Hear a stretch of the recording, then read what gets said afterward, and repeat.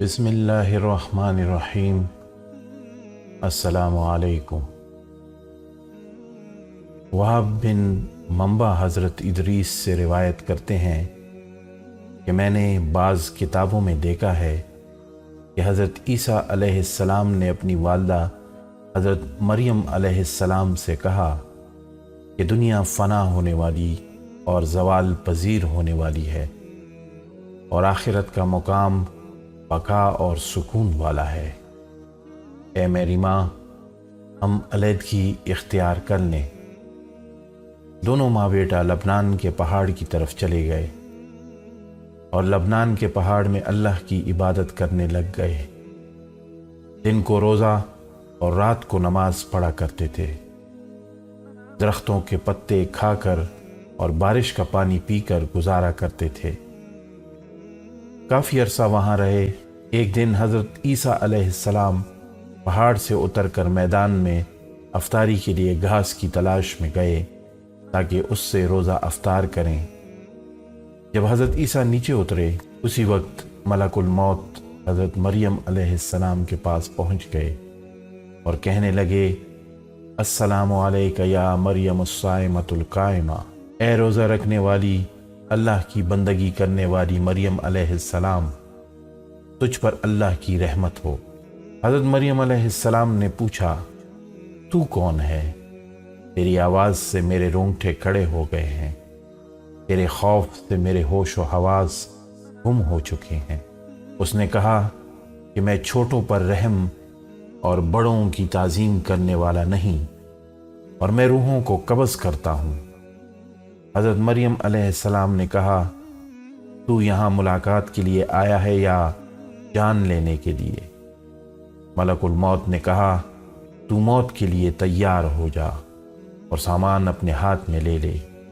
تو حضرت مریم علیہ السلام نے اس سے کہا، تو مجھے اتنی اجازت نہیں دیتا کہ مجھ سے پیار کرنے والا میری آنکھوں کی ٹھنڈک اور میرا لخت جگر اور میرے دل کے باغ کا پھول آ جائے؟ تو موت کا فرشتہ کہنے لگا کہ مجھے ایسا حکم نہیں ملا، کیونکہ میں ایک فرما بردار بندہ ہوں۔ اللہ کی قسم، میں اللہ کے حکم کے بغیر ایک مچھر کی جان بھی قبض نہیں کر سکتا، اور اللہ نے مجھے آپ کی روح قبض کرنے کا حکم دیا ہے، اور میں اللہ کے حکم کو پورا کرنے کے لیے یہاں آیا ہوں۔ حضرت عیسیٰ علیہ السلام نے واپس آنے میں دیر لگا دی، یہاں تک کہ عشاء کا وقت آ گیا۔ جب حضرت عیسیٰ علیہ السلام گھاس ترکاری لے کر پہاڑ پر آئے اور اپنی والدہ محترمہ کو دیکھا کہ وہ خواب میں سوئی ہوئی ہیں، حضرت عیسیٰ علیہ السلام سمجھے کہ وہ فرض نماز پڑھ چکی ہیں۔ گھاس ترکاری کو لے کر محراب کے سامنے زیادہ رات گئے تک کھڑے رہے اور اپنی ماں کی طرف دیکھا اور نہایت عاجزی اور دردناک آواز سے پکارا، السلام علیکم، تجھ پر خدا کی رحمت ہو میری ماں۔ رات زیادہ گزر چکی ہے اور روزہ دار سب افطار کر چکے ہیں، اور نیک لوگ اللہ کی عبادت اور بندگی میں مشغول ہیں۔ آپ بھی نماز کے لیے اٹھیے۔ کیا وجہ ہے کہ آپ اللہ تعالیٰ کی بندگی اور عبادت کے لیے آج نہیں اٹھیں گی اور نماز نہیں پڑھیں گی؟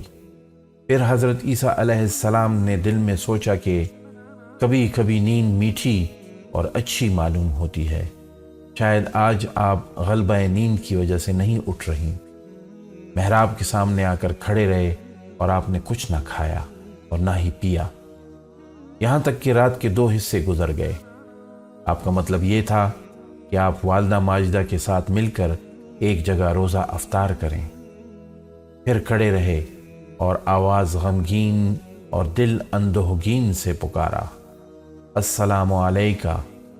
پھر لوٹ آئے اور محراب کے سامنے آ کر کھڑے رہے یہاں تک کہ صبح ہو گئی۔ اس کے بعد اپنا منہ اپنی والدہ کے چہرے پر رکھ کر روئے اور پکارنے لگے، السلام علیکہ یا اماں۔ رات گزر چکی ہے اور صبح ہو گئی ہے اور نماز کا وقت گزر گیا ہے۔ آسمان کے ملائکہ اور جن ان کا رونا سن کر رو پڑے اور پہاڑ کانپ گئے۔ بس اللہ نے وحی بھیجی ملائکہ کی طرف کہ تم کیوں روتے ہو؟ ملائکہ نے عرض کی، اے پروردگار عالم، تو علام الغیوب ہے اور خوب جانتا ہے۔ پھر خدا نے وہی بھیجی کہ ہاں میں خوب جانتا ہوں، میں ارحم الراحمین ہوں۔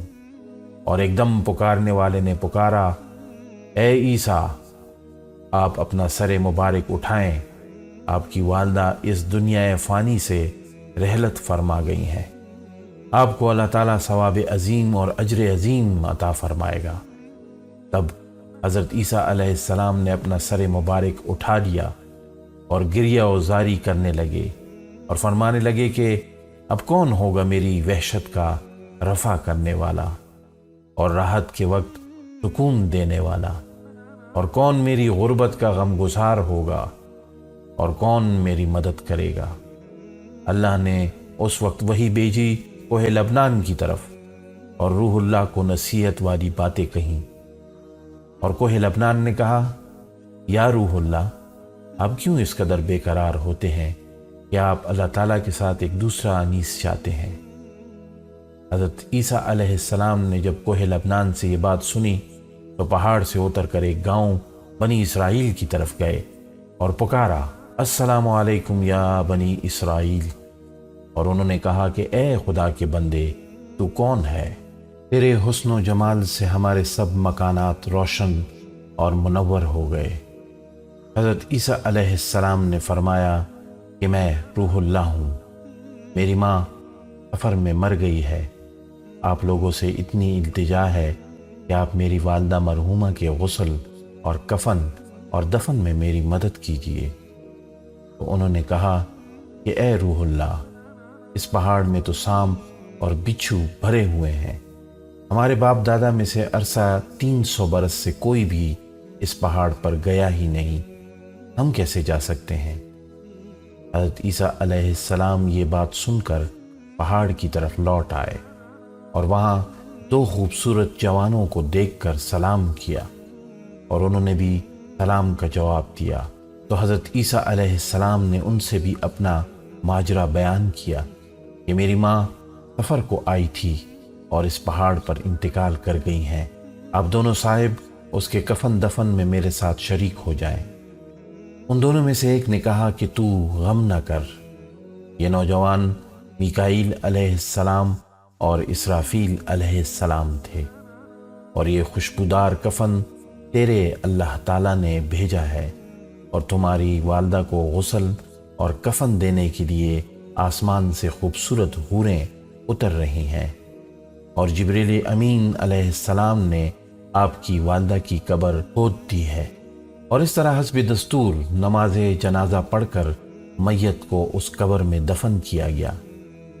اس کے بعد حضرت عیسیٰ علیہ السلام نے کہا کہ رب العالمین، تو میرا حال جانتا ہے اور میری بات کو سنتا ہے، میرا حال تجھ سے پوشیدہ نہیں ہے۔ میری والدہ کا جس وقت انتقال ہوا اس وقت میں حاضر نہ تھا، اب تو حکم فرما کہ وہ مجھ سے باتیں کرے۔ پھر اللہ تعالیٰ نے وہی بھیجی۔ پھر اللہ تعالیٰ نے فرمایا کہ میں نے اس کو تیرے ساتھ باتیں کرنے کا حکم دے دیا ہے۔ اور حضرت عیسیٰ علیہ السلام ان کی قبر کے پاس آ کر دردناک آواز میں پکارے، السلام علیکہ یا اماں، یعنی تجھ پر سلام ہو۔ اور انہوں نے قبر سے جواب دیا کہ اے میرے محبوب، میری آنکھ کی ٹھنڈک کیا کہتا ہے؟ حضرت عیسیٰ علیہ السلام نے پوچھا کہ اے اماں، تو نے اپنی جگہ کیسی پائی اور اپنے رب کو کیسا پایا؟ انہوں نے فرمایا، میرا لوٹنا اچھا لوٹنا ہے، اور اپنے اللہ تعالیٰ کو نہایت مہربان اور راضی پایا ہے، اور اللہ کی ناراضگی نہیں دیکھی۔ پھر حضرت عیسیٰ علیہ السلام نے پوچھا کہ اے اماں، آپ نے موت کو کیسا پایا ہے؟ حضرت مریم علیہ السلام نے کہا، قسم ہے اس اللہ تعالیٰ کی جس نے تجھ کو نبی بنا کر بھیجا ہے، کہ مجھے اس ذات کی قسم ہے جس نے آپ کو حق کا نبی بنا کر بھیجا ہے، میرے حلق سے ابھی تک موت کی سختی نہیں گئی، اور ملک الموت کی ہیبت ابھی تک میری نظروں کے سامنے ہے۔ اے میرے حبیب، تجھ پر قیامت کے دن تک سلام ہو۔